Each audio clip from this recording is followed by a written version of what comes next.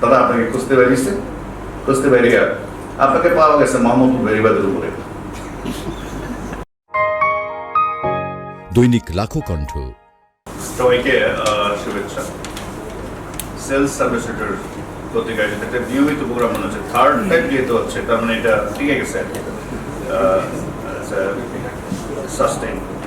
আমার আসলে উদ্দেশ্যটা কিন্তু এখানে এটাই ছিল যে আমি অনেকক্ষণ শুনবো, তারপরে ওই শুনে শুনে তারপরে কথা বলবো, কিন্তু এখন সবাই নাকি কথা বন্ধ হয়ে গেছে। নলেজ আর স্কিলের মধ্যে পার্থক্য কি?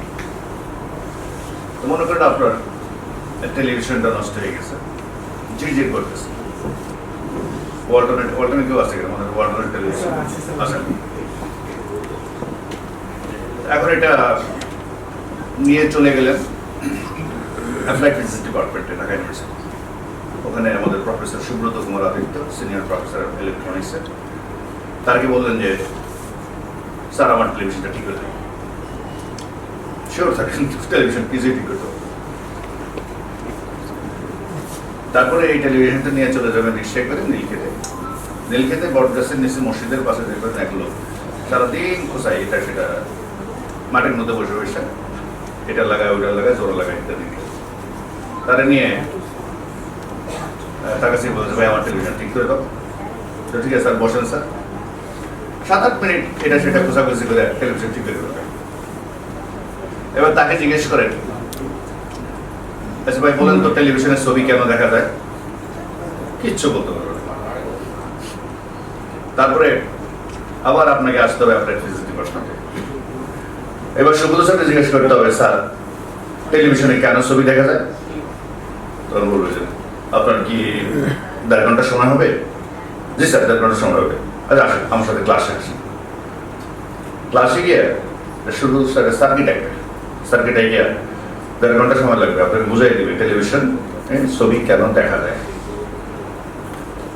তো আবার হলো এটা হলো সুব্রত স্যারের জাস্ট নলেজ। আর মেকানিক যে কাজটা করে করলো এটা হলো skill. And you people and you have skill.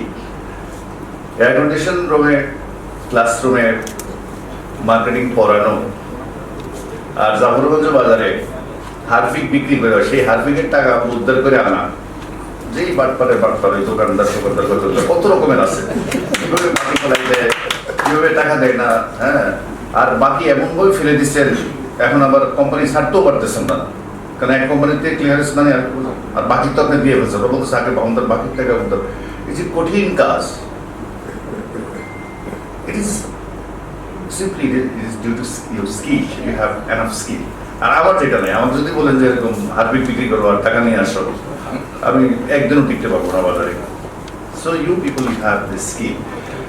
আমি আসলে কিন্তু ওইটি I am here to just to blend my knowledge with this skill. আমি এটার জন্য আসছিলাম যে আমি শুনি আগে, সো দ্যাট আই ক্যান একটা ব্ল্যান্ডিং করতে পারি, যে আমার স্কিলের সাথে নলেজের সাথে মিশ্রণ করতে পারলে এটা পরবর্তীতে হয়তো ক্লাসে লেখায় অনেক সময় কাজে লাগে। তো এখানেই তো জানি না মালিক পক্ষের লোকরাও আসতে হয়তো, দুজন আসেন কিনা আমি জানি না, মালিকও থাকতে পারেন। আমাদের দেশে আসলে কর্পোরেট কালচার যেটাকে বলা হয় এটা এখনো ডেভেলপ করে। In very few organisation will get this corporate culture. Most of the even the large companies, they are also family company, পরিবারের কোম্পানি। সে তার মেয়ের জামাইরে আবার ছোট ভাই ইত্যাদি ইত্যাদি মিলে দেখবেন যে কোম্পানি চালাচ্ছে। ইট ইজ টোটালি একটা পারিবারিক। চাকরি টাকরিও আজকে আছে কালকে নাই বলে না আমি তো তোমার লাগবে না, এরকম মানে এটা একেবারে এটা একটা কর্পোরেট কালচার বলতে যেটা বোঝা যায়। মালিকানা এবং ব্যবস্থাপনা আলাদা হইতে হবে। ফার্স্ট থিং ইজ দ্যাট মালিক যারা মেবি তারা ওয়াচ রাখবে, খেয়াল রাখবে, but daily affairs of business যেটা, ম্যানেজমেন্ট যেটা, এটা আমাদের এই লোকটাই করবে। এই ডেইলি যদি ইন্টারফেয়ার করে ওই মেয়ের জামাই, বিশেষ করে বেশিরভাগ বড় লোকের আবার ছেলেগুলো বিদেশ চলে গেছে, মেয়ের জামাই আর মেয়ে এরা সর্দারি করতেছে। আই নো, আমি এগুলো সবগুলো চিনি, আমি যত কর্পোরেশন আছে সবগুলোকে আমি চিনি। তো এজ এ রেজাল্ট আপনি খুব প্রফেশনালি খুব একটা বেশি কাজ করবেন ওই যে বলে গেল ওই মালিকের সাথে একটা ফ্রেন্ডলি সম্পর্ক রাখা ছাড়া the only option is that you have to maintain a very good relationship with your মালিক। এবং ও বলছে তো একদম ফ্রেন্ড, তো আমি জানি যে corporate giant or managing director বা সিইও ফ্রেন্ডশিপ ওইভাবেও করে ফেলছে, যেটুকু পর্যন্ত যাওয়া যায় ওটুকু পর্যন্ত গেছে, and they are maintaining this relationship। আমি এটা বলছি এই জন্য আমাদের যেহেতু এখন ওই কর্পোরেট কালচারটা ডেভেলপ করে নাই, তো ওই মালিককে না জিজ্ঞেস করে আসলে কোনো কাজ করা যাবে না। And very important part of any venture, any new innovation যা কিছু হোক না কেন, you have to go through a thorough business analysis। ওই আপনি যা কিছু সাবমিট করবেন, যা কিছু বলবেন, এগুলো সে শোনেও না পড়েও না। কোন জায়গাটা করে লাভ কত হবে, আপনি কত টাকার থাকে, what will be your the yearly টার্নআপটা কত হবে, তার এটা জানা দরকার। And he is doing business for profit.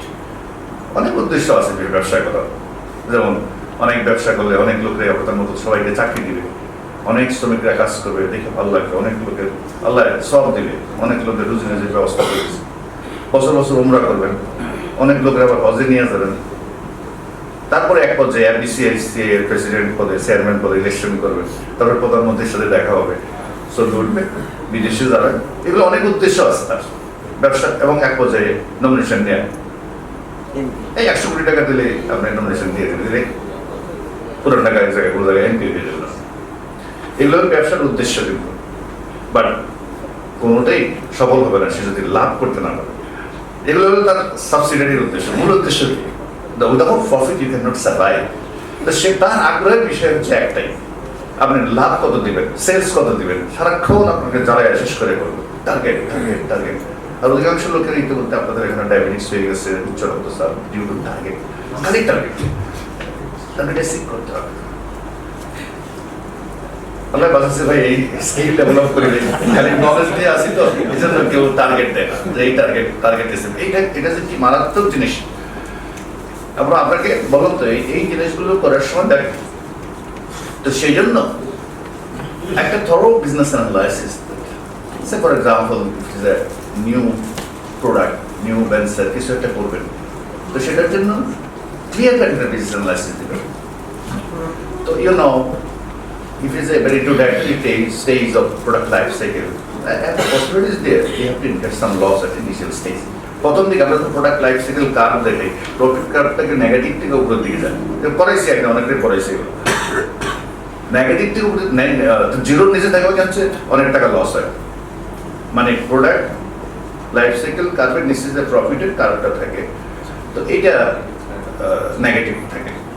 এটা কতদিন থাকবে এখানে তো বলা নাই যে কতদিন থাকবে, 1 বছর 2 বছর 3 বছর নেগেটিভ থাকতে পারে। ফার্স্ট ইয়ারে কোম্পানি আপনাদের একটা নতুন ভেঞ্চার, নতুন একটা ইনিশিয়েটিভ নিয়েছেন, ফার্স্ট ইয়ারেই আপনার আমিন ভাইয়ের ইসলামিক ব্যাংকিং, শরিয়া ব্যাংকিং ক্লিয়ারই করছেন একটা হালাল হালাল অ্যাকাউন্ট নগদের।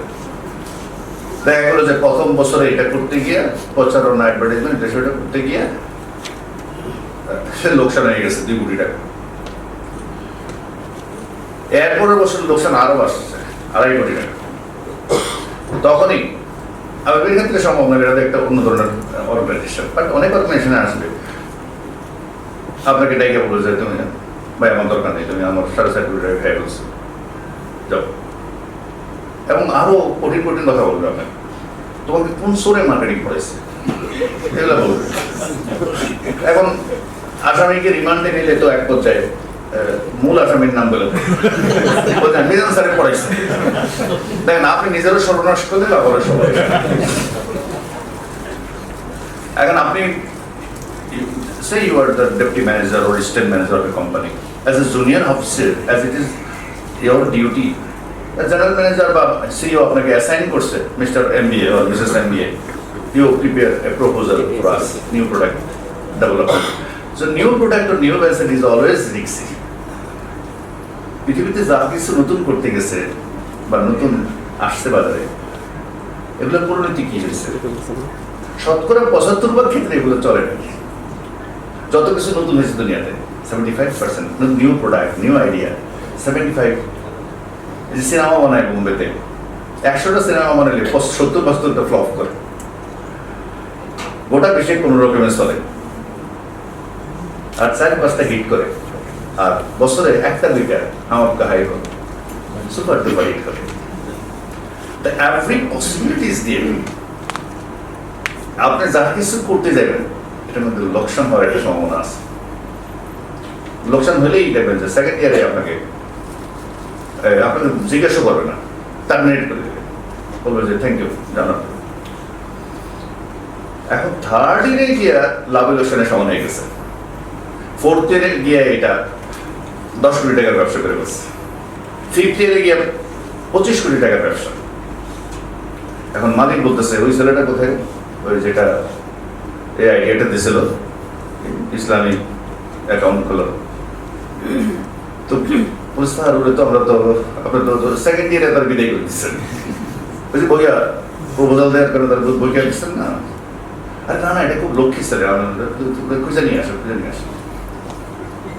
এখন আপনার সহকর্মী যারা ছিল এখনো রয়ে গেছে ওখানে, তারা আপনাকে খুঁজতে বেরিয়েছে, খুঁজতে বেরিয়ে আপনাকে পাওয়া গেছে মাহমুদুল বেরিবাদের উপরে, কারণ চাকরি চলে যাওয়ার পরে ডিভোর্স করছেন, বউ ছেড়ে গেছে, আপনাকে হতাশাগ্রস্ত হয়ে এটা যেটা খাওয়া শুরু করছেন, এখন মাহমুদুল বেরিবাদের উপরে। বুঝা গেছে? মানে আপনার লাইফে একটা বিপর্যয় নাই আসতে পারে।